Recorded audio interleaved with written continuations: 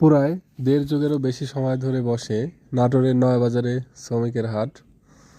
এই হাটে কাজের জন্য বিভিন্ন জেলা থেকে সকালে আসে। তখনও ফুটেনি পূর্ব আকাশে ভোরের আলো। এরই মধ্যে পাশের জেলা থেকে বাস ট্রাকে করে শত শত মানুষ এসে পৌঁছেছে এই নয়াবাজার শ্রমিকের হাটে। এই ব্যতিক্রম হাটে কোনো পণ্য বিক্রি হয় না, মূলত শ্রমিক কেনা বেচা হয়।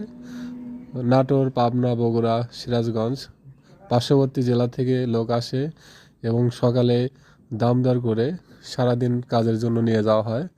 আবার ঠিক আসরের সময় সেই লোকগুলো চলে আসে মাঠের থেকে।